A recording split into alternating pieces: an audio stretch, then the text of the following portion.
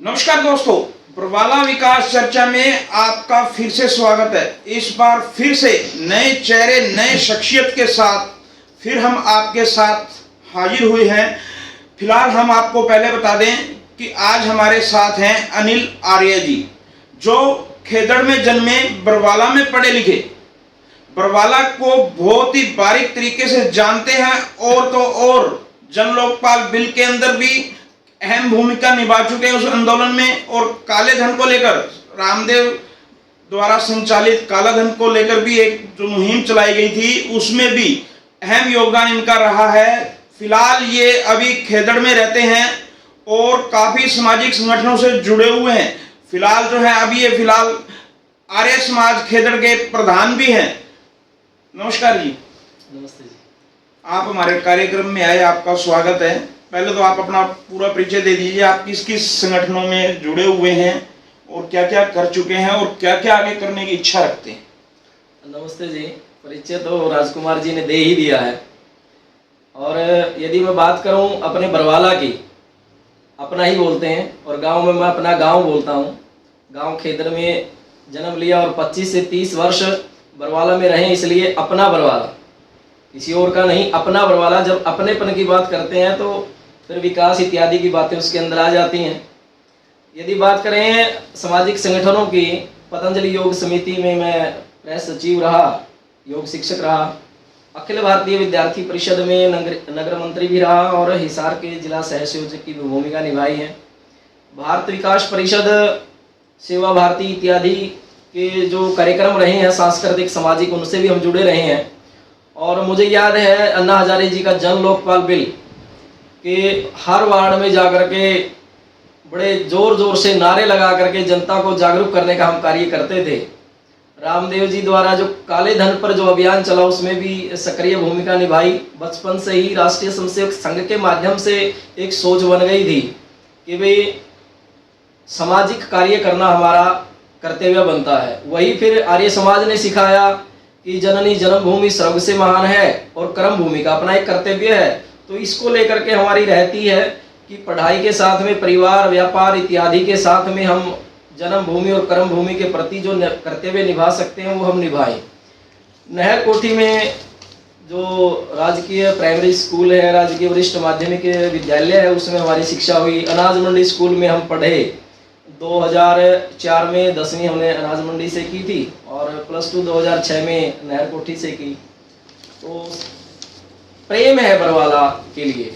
अनिल जी, बरवाला की राजनीति को किस नजरिए से देखते हैं? पहले तो कोई पार्टी किसी विधायक को टिकट दोबारा से देती नहीं, अगर टिकट दे दे तो वो चुनाव लड़ता है तो जीतता नहीं। क्या कारण है कि आज तक कोई भी विधायक जो है रिपीट नहीं हुआ, कोई भी विधायक दोबारा से यहाँ विधायक नहीं बना?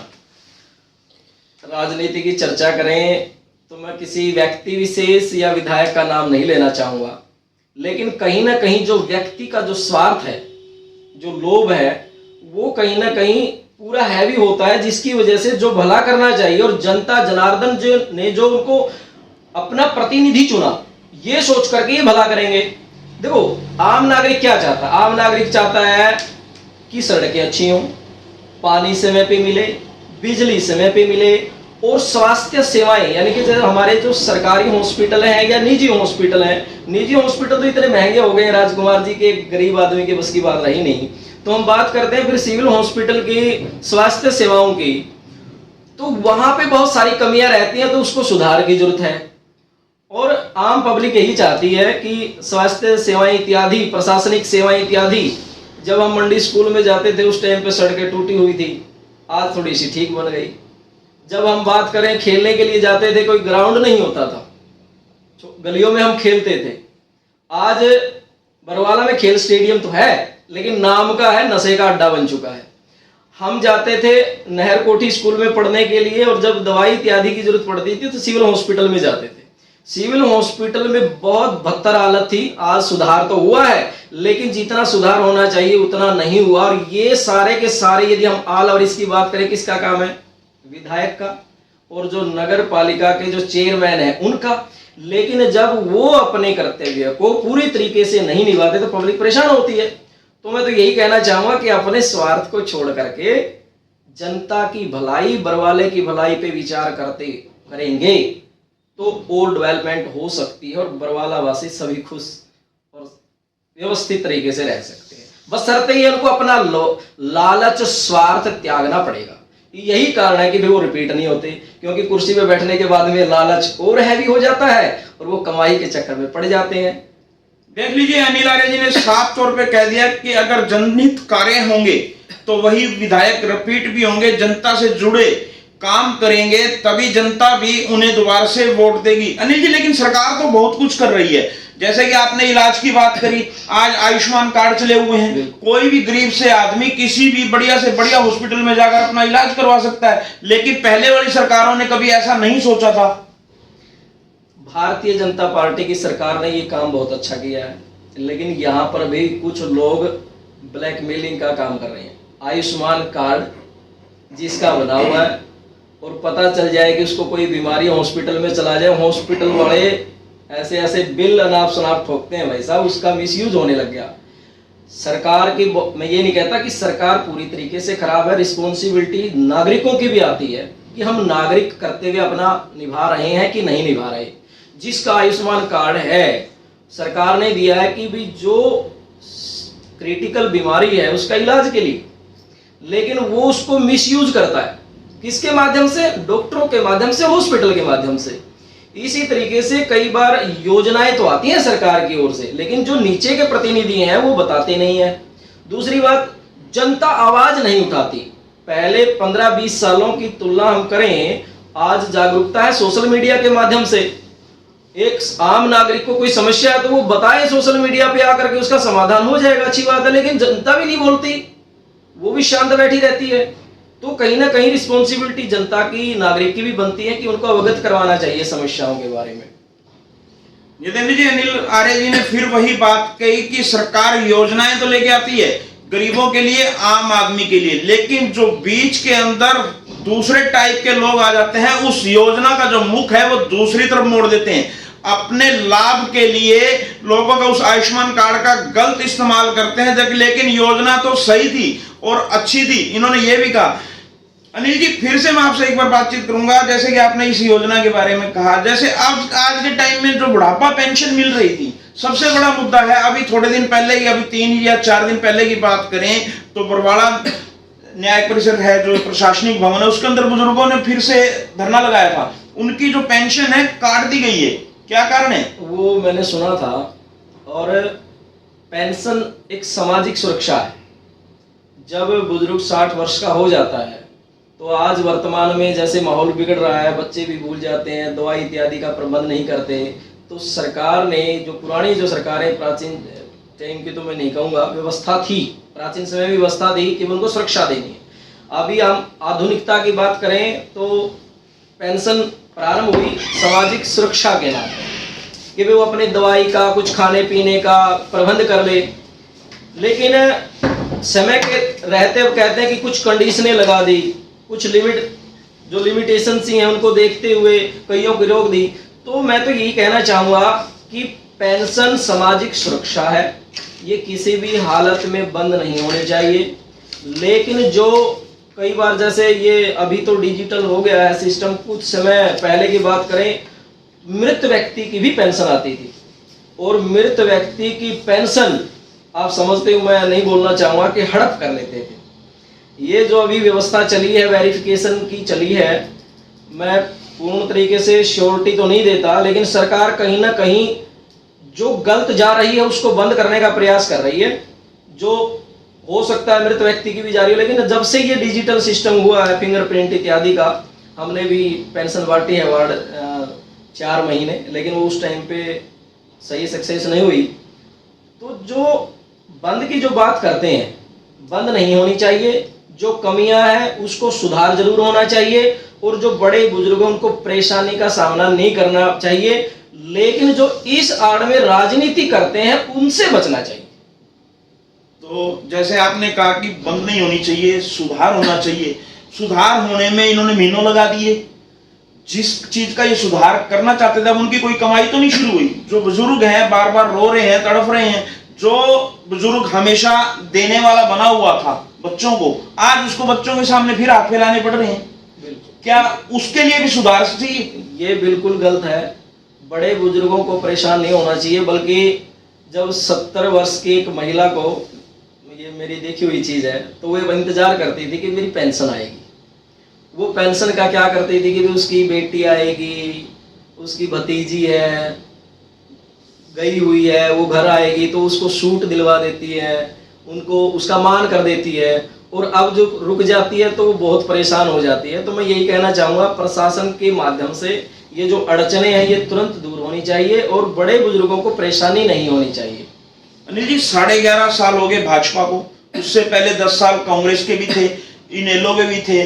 कौन सी सरकार जनहित के ज्यादा अच्छे फैसले लेती है? देखो, मैं किसी सरकार का या राजनीतिक पार्टी का पक्षधर नहीं हूँ, ना मैं ये जनहित के फैसले की बात हुई है, हम आपको किसी के समर्थन की बात नहीं कर रहे हैं। लेकिन मैं ये थोड़ा सा कहना चाहूँगा, यदि मैं पेंशन की बात करूँ, ये कहते हैं कि इनेलो सरकार में ये शुरुआत हुई थी, तो ये शुरुआत बहुत अच्छी हुई थी। बात करें बीजेपी की, जो ये डिजिटल सिस्टम बनाया है, पारदर्शिता बनाई है, ये बहुत अच्छी बनाई है, क्योंकि इससे भ्रष्टाचार पे कुछ समय अंकुश लगेगा। या बात कर ले हम कांग्रेस की, उन्होंने अपने समय में जो डेवलपमेंट की उन्होंने भी की है। 100% ना इनेलो सही, 100% ना कांग्रेस सही, और 100% ना ही बीजेपी सही, मैं इतना कह सकता हूं। लेकिन इन्होंने अपने समय में जैसा इनका नेतृत्व था वैसा सुधार करने की आवश्यकता पड़ी। नौकरी के मामले में यदि हम बात करें, एक समय आ गया था कि जहां नौकरी पैसे में मिलती थी, जहां नौकरी के लिए बोलियां लगती थी 15 लाख में, 20 लाख में, आज वो बोलियां कम हो रही हैं, मैं इतना कह सकता हूं। आप ये भ्रष्टाचार पे थोड़ा कंट्रोल किया गया है, लेकिन 100% यदि हम बात करें तो किसी भी सरकार से 100% जनता संतुष्ट नहीं है।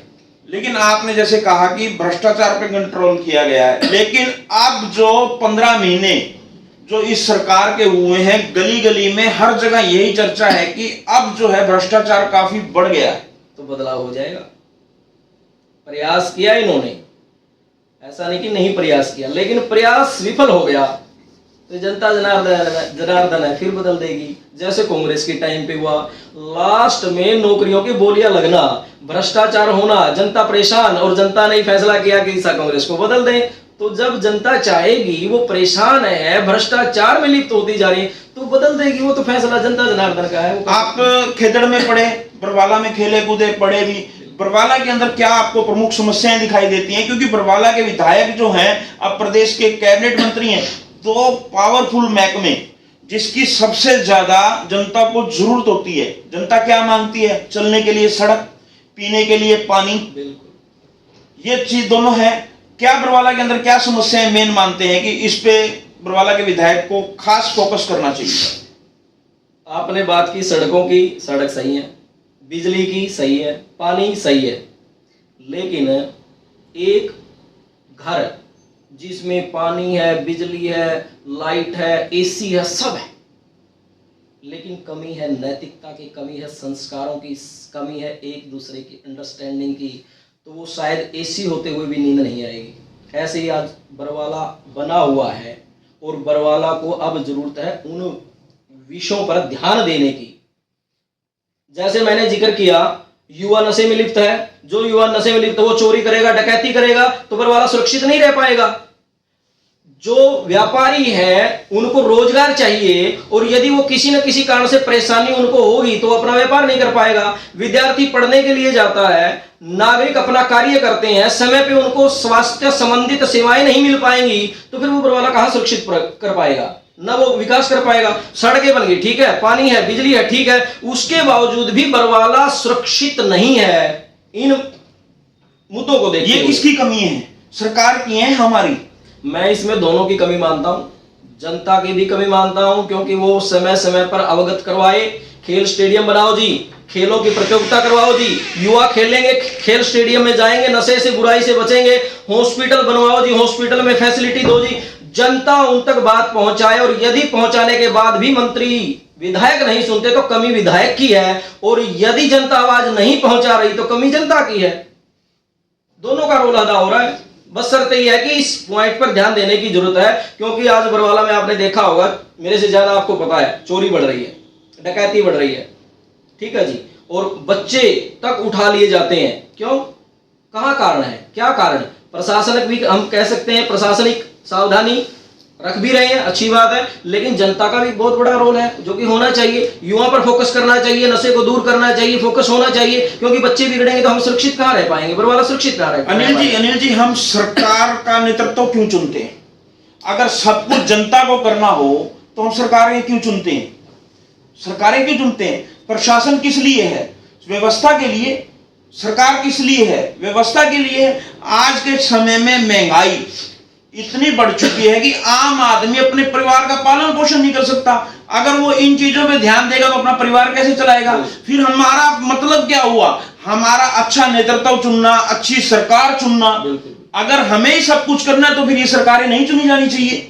सरकारों का नेतृत्व हम चुनते हैं कि वो कार्य करें, हम सुरक्षित रहें, जब हम सुरक्षित रहें, हमारे बच्चे सुरक्षित रहें, उन्हें रोजगार मिले। बिल्कुल बिल्कुल। लेकिन इसलिए एक बात, जब आपके घर में प्रॉब्लम है, आपकी गली में कोई प्रॉब्लम है, आपको पता चलेगा पहले तो कि आपके घर में कोई प्रॉब्लम है, आपकी गली में, वार्ड में कोई प्रॉब्लम है। सबसे पहले किसको पता चलेगा? जनप्रतिनिधि को चलेगा। हमने गली गली पैड़ी दर पैड़ी छोटा पार्षद चुनते हैं, छोटा पार्षद चुनते हैं, वो गली में आता है, वोट लेके जाता है, उसके बाद में चेयरमैन चुनते हैं, छोटा सा छोटा जनप्रतिनिधि चुनते हैं। आखिर में उसकी यही बातें होती हैं, उसी का देखरेख का काम होता है। हमने अपना सब कुछ उसे सौंप दिया, उसे घोटाला करने के लिए तो नहीं सौंपा, नली गाली का विकास करने के लिए, के लिए। अगर सुरक्षा भी हम करें, नली गाली पे, गली पे भी ध्यान हम दें, तो कमाई कब करेंगे? परिवार का पालन पोषण कब करेंगे? मैं वहीं पे आ रहा हूँ कि जब हमारे घर में कोई कमी है, गली मोहल्ले में कोई कमी है, हमने अवगत तो करवा दिया फोन करके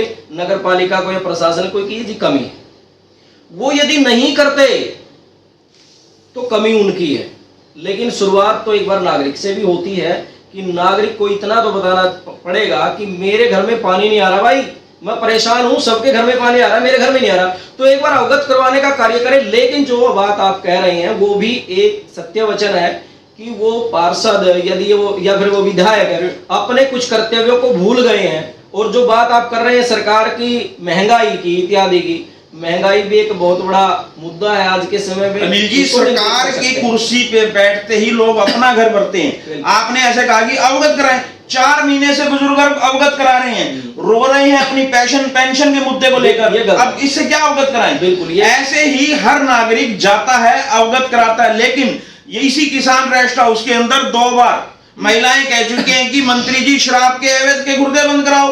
मंत्री जी बरवाला के सब इंस्पेक्टर को कहते हैं, सब इंस्पेक्टर की नहीं सुनी जाती, थाना प्रभारी को कहते हैं। लेकिन आज भी बरवाला के अंदर अवैध गुर्दे, एक गली के अंदर 13 अवैध गुर्दे चल रहे हैं। कहाँ है सरकार, प्रशासन कहाँ है? बिल्कुल, ये बात आपने सही कही है।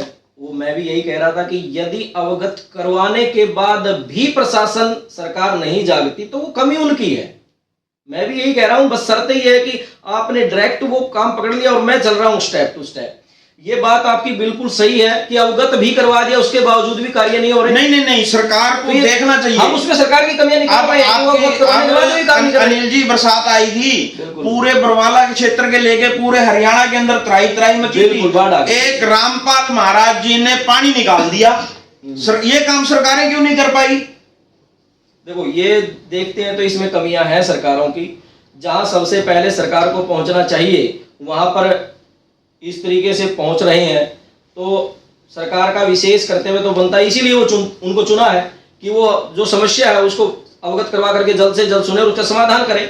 जो कमी है वो कमी है, बस शर्त ये है कि उसमें सुधार करना चाहिए। वो जैसे मैंने आपको पहले भी कहा कि जो लालच, जो स्वार्थ कुर्सी पे बैठने के बाद आ रहा है, उसको दूर करना चाहिए। ये फिर से सही बात कही है कि जब नेता अपना स्वार्थ छोड़ देंगे, अपना हित छोड़ देंगे, जनता हित की बात करेंगे, जनता के बारे में सोचेंगे, तभी जनता उनके बारे में सोचेगी। अनिल जी, जो फिलहाल जो है आपके गांव के बारे में बता दीजिए। आपका गांव नहीं, हमारा भी गांव है खेदड़। जैसे आपने बरवाला को अपना कहा कि आप खेदड़ में जन्मे हैं और बरवाला में पढ़े लिखे हैं, तो खेदड़ के अंदर फिलहाल क्या समस्याएं हैं? खेदड़ के मैं समस्याओं की बात करूं तो जैसे कि मैंने स्टेडियम के बारे में यहाँ बरवाला में बताया, तो हमारे गांव में भी स्टेडियम तो 2 हैं। लेकिन वहाँ पर भी बहुत सारी व्यवस्थाएं होनी चाहिए जो कि नहीं है। साफ सफाई की भी यदि हम बात करते हैं तो और ज़्यादा ध्यान देने की ज़रूरत है। और सुरक्षा की दृष्टि से कई बार वादे तो कर दिए जाते हैं, इलेक्शन के समय पर सीसीटीवी कैमरे लगवा देंगे, गाँव को चंडीगढ़ दिल्ली बना देंगे, तो कई बार वादे तो कर लिए जाते हैं लेकिन वो पूरे नहीं किए जाते। तो आपके इस चैनल के माध्यम से ये कहना चाहूँगा कि जो भी प्रतिनिधि हैं और चुन करके आपको कुर्सी पे बिठा रखा है, अपने गांव का जितना भला कर सकते हैं उतना भला कीजिए। ये पुण्य का कार्य है, इस पुण्य को कमाइए। अंतिम समय में बरवाला की जनता से क्या अपील करना चाहेंगे और बरवाला की जनता को क्या संदेश देना चाहेंगे और बरवाला के विधायक व प्रदेश के कैबिनेट मंत्री रणबीर गंगवा से क्या अपील करना चाहेंगे? मैं यही अपील करूंगा कि नागरिक है, जागरूक नागरिक बनिए। विधायक है तो अपने कर्तव्य का ईमानदारी के साथ में पालन कीजिए। आप नागरिक हैं, स्वास्थ्य की दृष्टि से भी जागरूक रहिए और सामाजिक दृष्टि से भी जागरूक रहिए और समय समय पर सरकारों को, प्रशासन को अवगत करवाते रहिए। और जो सरकार के प्रतिनिधि हैं, मैं उनसे यही कहूंगा कि जनता, कहते हैं कि परमात्मा का ही रूप होती है और उन्होंने चुन करके आपको कुर्सी पर बैठाया है, ये सोच करके आप उनका भला करेंगे, आप उनकी सुरक्षा करेंगे। उनका भला कीजिए स्वास्थ्य की दृष्टि से, उनका भला कीजिए पर्यावरण की दृष्टि से, उनका भला कीजिए, उनको ज्यादा से ज्यादा सुविधाएं दे करके आप उनका भला कर सकते हैं, तभी वो कुर्सी पर बैठाए रखेंगी। अन्यथा तो आप समझ ही गए होंगे अगली लाइन में क्या बोलना चाहता हूं। बिल्कुल बदलाव कर देगी। देख लीजिए, हमारे साथ थे अनिल आर्य जी। अनिल जी, एक लास्ट का अंतिम सवाल, आप अनिल आर्य लगाते हैं, पहले आप अनिल दलाल लगाते थे, तो इसको नाम को बदलने का क्या कारण रहा? क्या है, दलाल मेरा गोत्र है, तो हम लिखते थे, भी घर वालों दलाल गोत्र है तो लिखते थे, तो यार या प्यारे मित्र दलाल कहने लगे। फिर मैं आर्य समाज से जुड़ गया। आर्य समाज जातिवाद को, विशेष जो ऊंच नीच उसको नहीं मानता। तो फिर आर्य का मतलब होता श्रेष्ठ, जो सत्य को लेने में, असत्य को छोड़ने में सदा तैयार रहता है। जैसे राजकुमार जी ने कोई बात बताई अनिल को, अनिल कोई गलत बात बोल रहा है और राजकुमार जी ने कहा अनिल जी आप ये गलत बोल रहे हैं लेकिन ये सही है, तो अनिल आर्य तुरंत राजकुमार जी की बात को स्वीकार करेगा क्योंकि वो सत्य है, प्रमाणित है। तो आर्य यानी कि श्रेष्ठ, जो श्रेष्ठता का ध्यान करता है, श्रेष्ठ काम करता है। नमस्कार दोस्तों, ये थे हमारे साथ अनिल आर्य। हम आपको पहले भी कह चुके हैं कि हमारी बरवाला विकास चर्चा में कोई भी शामिल हो सकता है। यहाँ कोई छोटा बड़ा नहीं है, हर आवाज की कीमत है। कोई भी आए, जनता के मुद्दों पर चर्चा करे, बरवाला के विकास पर चर्चा करे। यह कोई राजनीतिक मंच नहीं है, यह आपका अपना मंच है। हम बरवाला के सभी पार्षदों को, नगर परिषद के चेयरमैन को और वाइस चेयरमैन को भी बरवाला विकास चर्चा में आप सभी के माध्यम से और हमारे चैनल के माध्यम से विकास चर्चा में आमंत्रित